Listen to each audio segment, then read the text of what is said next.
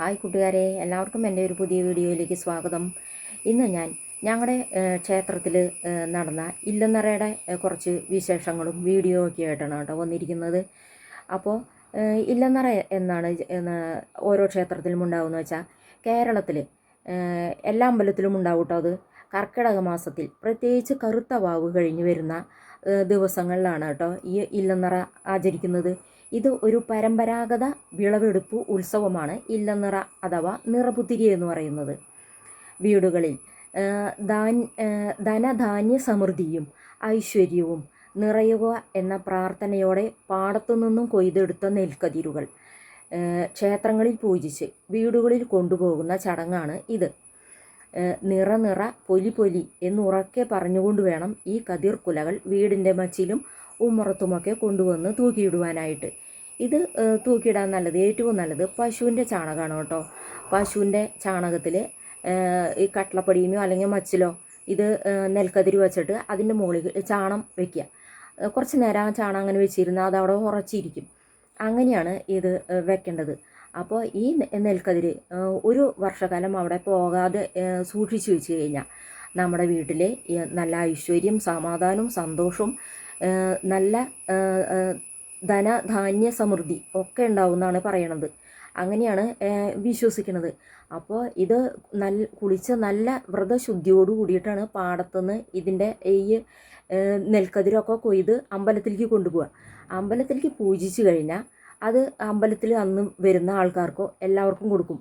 അതിൻ്റെ ഒരു കതിരെങ്കിലും നമ്മുടെ വീട്ടിൽ കൊണ്ടുപോയി ഇതേപോലെ വീടിൻ്റെ ഉമ്മറത്ത് കൊണ്ടുപോയി വെച്ച് കഴിഞ്ഞാൽ എല്ലാ ഐശ്വര്യങ്ങളും ഉണ്ടാവും എന്നാണ് പറയണത്. അപ്പോൾ അതിൻ്റെ കുറച്ച് വീഡിയോ ആണ് കേട്ടോ ഇന്നിവിടെ കാണിക്കാൻ പോകുന്നത്. അപ്പോൾ എന്നാൽ വീഡിയോ കാണാം.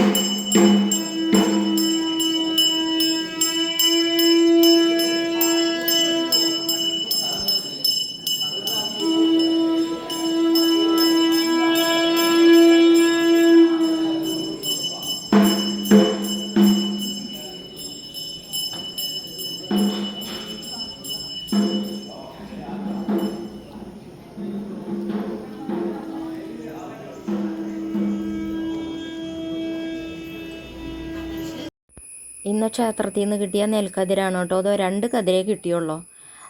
അമ്പലത്തിൽ നല്ല തിരക്കായിരുന്നു. അപ്പോൾ വരുന്നവർക്കൊക്കെ ഇതുപോലെ 1 കതിര് വീതെങ്കിലും കൊടുക്കണമല്ലോ. അതുകൊണ്ട് കുറച്ച് കിട്ടിയുള്ളൂ. അവിടെ കൂടുതൽ കിട്ടാറൊക്കെ ഉണ്ട്.